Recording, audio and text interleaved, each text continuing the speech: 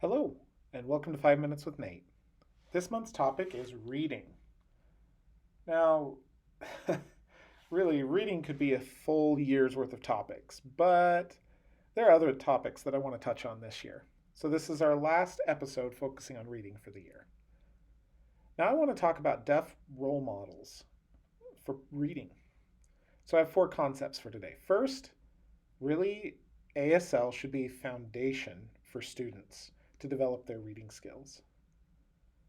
If students have a strong ASL, you can use that, take advantage of that to make applications to English learning. English is not an easy language for hearing as well. Means if you have a strong language, you can use that to help explain English nouns, English verbs, English structure. What does it look like? Compare it with ASL. Help students really understand the linguistic foundations of it all. When you are writing drafts, for example, start with sign. Then make a kind of messy outline, then an outline, then write it. Start with ASL, what they know, and then transition to the English writing. I've seen students where they'll start writing and they'll jump into the middle of it and then they don't think through.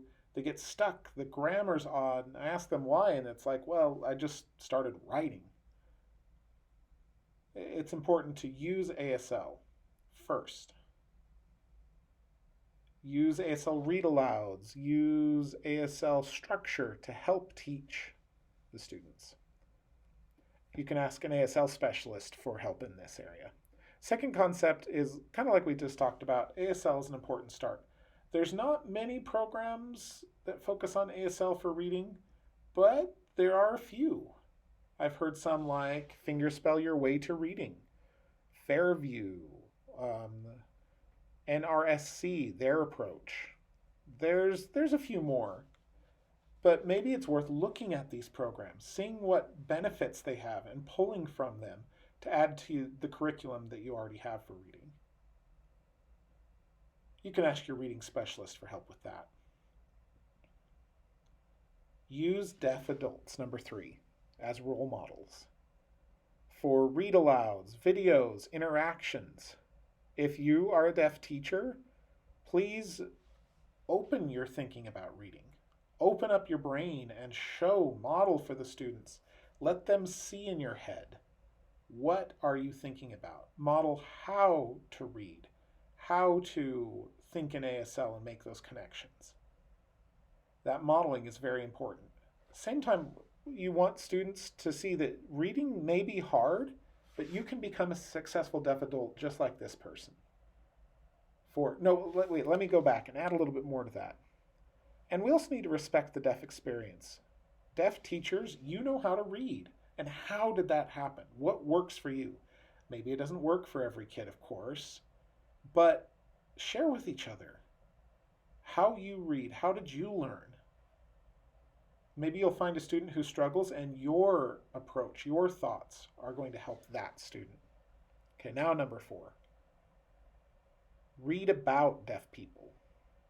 There's not many books about deaf people, and they tend to be kind of the same people again and again and again. It's still worth it. If a student feels that connection, they're going to be more motivated for reading.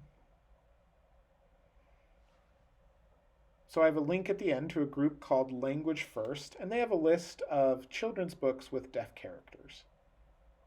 You can read those. There's also nonfiction.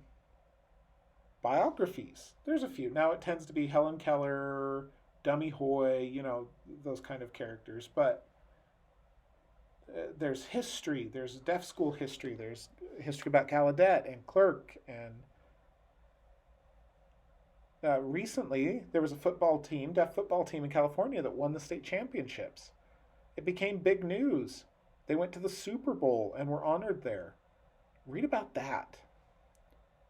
Give students representation. It's important for diverse students to see their diversity reflected in their reading. It's the same for the deaf.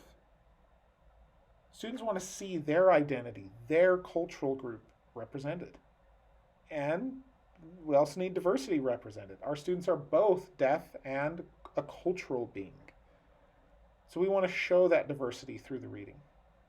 So that's your 4 tips for today. Next year, we'll have to discuss more about reading because it is such an important topic. Thank you. Have a great day.